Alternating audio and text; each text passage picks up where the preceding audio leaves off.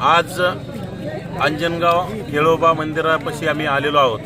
खरं तर गेल्या 2 दिवसापासून राज्यामध्ये जातीवादाचं राजकारण करण्यासाठी काही लोकांनी जाणीवपूर्वक छत्रपती शिवरायांच्या आडून राजकारण करायला सुरुवात केलंय। आणि खरं तर छत्रपती शिवराय इतके महान होते आणि 18 पगड जातीतील 12 बलुतेदार 18 लुतेदारांना सोबत घेऊन त्यांनी स्वराज्य स्थापन केलं। त्या छत्रपती शिवरायांचा पुतळा अंधारात आणून बसून कुठतरी जातीवाद वाढवण्यासाठी राज्यामध्ये काही टोळ्या निर्माण झाल्यात। ह्या टोळ्यांचा बंदोबस्त आज राज्याच्या गृहमंत्र्यांनी गृह विभागाने केला पाहिजे। परंतु आमचा गृहमंत्र्यावर आणि गृह विभागावर कुठतरी आम्हाला संशय येतोय की तुम्ही जाणीवपूर्वक असा जातीवाद वाढण्यासाठी याला प्रोत्साहन देत आहात का?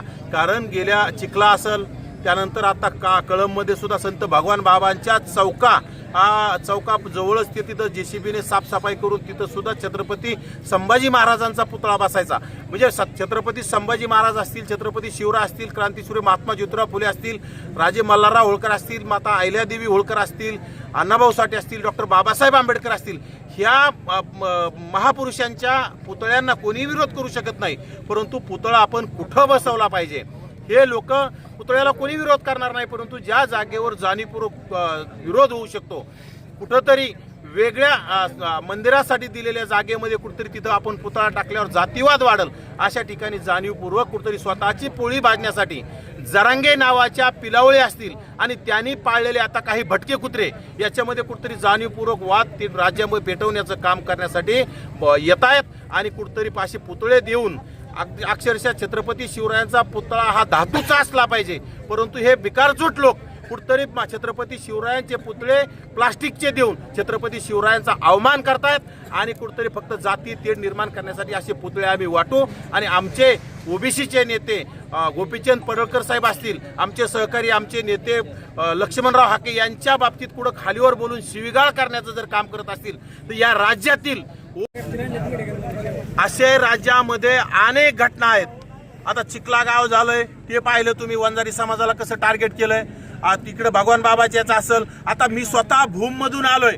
भूममध्ये छत्रपती शिवराय आणि डॉक्टर बाबासाहेब आंबेडकरांच्या पुतळ्याला अक्षरशः पत्र्याने असं गुंडाळून ठेवण्याचं काम केलंय। म्हणजे तुम्ही जाणीवपूर्वक कुठतरी दलित समाजासोबत, आमच्या इतर मागासवर्गीय समाजासोबत सुद्धा वाद करून गेल्या अनेक वर्षापासून त्यांना सुद्धा छळण्याचं काम केलंय। येथून पुढे सुद्धा तुम्हाला राजसत्ता पाहिजे, तुम्ही हुकुमशाही आणण्याचं काम करताय। कुठतरी दादागिरी आम्ही आता खपून घेणार नाहीत। आम्ही दलित, आदिवासी, मुस्लिम, ओबीसी आम्ही एकत्र आहोत आणि येणाऱ्या काळात एकत्र राहून तुमच्यासोबत 2 हात करायला सुद्धा आम्ही घाबरणार नाहीत। आम्ही यशवंतराव होळकरांची, आम्ही मल्हारराव होळकरांचे वंशज आहोत, आम्ही क्रांतीसूर्य महात्मा ज्योतिराव फुल्यांचे वंशज आहोत, आम्ही डॉक्टर बाबासाहेबांचे वंशज आहोत आणि आम्ही त्यांचे विचार छत्रपती शिवरायांचे आम्ही खरे मावळे आम्ही आहोत। आम्ही ज्या टायमाला छत्रपती शिवरायांचं कवच झालो त्यावेळेस तुम्ही तर निजामाची चाकरी करत होतात।